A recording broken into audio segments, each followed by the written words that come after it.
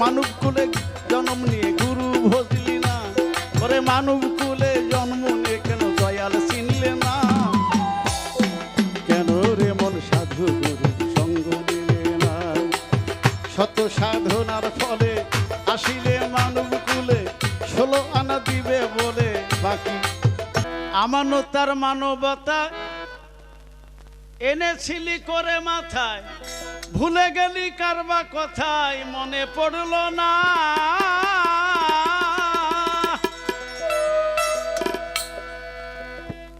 তাহলে আমানত মানবতা মাথায় করে আনা হয়েছিল। ও তার সরল প্রেম সাধনে পাঠাইল ভুবনে, কেন মন কাম ঋণে হয়েছ দেনা দেনা।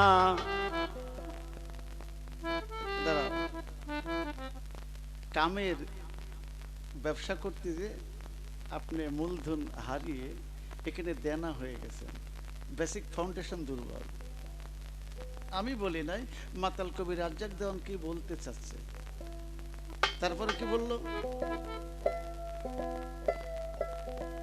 বনের পশু গরু ছাগলে বৎসরে কয়েকদিন মিলে, তুই কেন মানব হয়ে কি মানব কুলের মান রাখলি না, মানব চেয়ে পশু ভালো, মানব জীবন বিফল গেল, মানব হইতে বসে ভালো, মানব জনম বেঠাই গেল, এরা মানব চেয়ে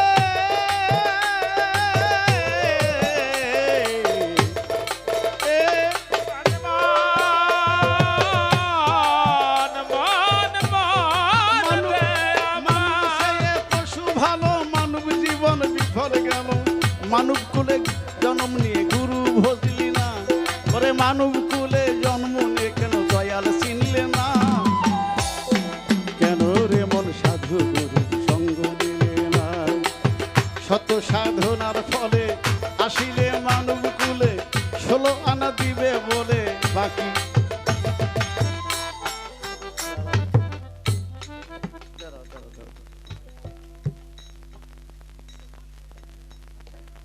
না, কষ্ট না, কষ্ট আমার সমস্যা না, ষোলোআনা দেবে বলে আজ দিলে না রে বল, ষোলোআনা দেবে বলে আজ দিলে না, কেন রে মন সাধু গুরুর সঙ্গ দিলে না রে বল, কেন রে মন সাধু গুরুর সঙ্গ দিলে না।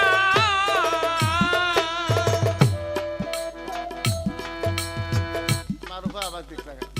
আমি এই ছোট বাজান এটা পেটের ভলিউম বেশি করছেন, এইটা আপনাদের না আমার, আমার আমি মারুফাকে দিলাম, আমি আমানতের মালিক। এই জিনিসটা ওনার কাছে কি হলো, পানির বোতল না আমানত, ওনাকে রাখতে বললাম, তাহলে ওনার কাছে হবে এটা আমানত। আচ্ছা সুন্দর, তাহলে আল্লাহ হলো দাতা, আমানত দাতাকে আল্লাহ, আর গ্রহীতা আমরা। দাঁড়াও, আগেও বলেছি তুমি বুঝতে পারো না, যে কত কাউন্টার দিয়েছে মারুফা দেন উত্তর, ওই উত্তর দেওয়ার প্লেয়ার আমি না। 18,000 মাকলুকাত, ঠিক কিনা? কত মাকলুকাত? 18,000। 70,999 বাদ দিলে কত থাকে? 70,999 বাদ দেন এক। এই একটা আদম বংশকে মানবকে বলেছে সৃষ্টির শ্রেষ্ঠ।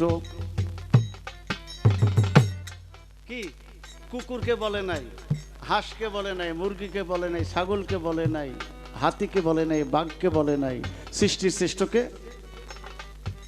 শ্রেষ্ঠত্ব কি একটা আমানত না?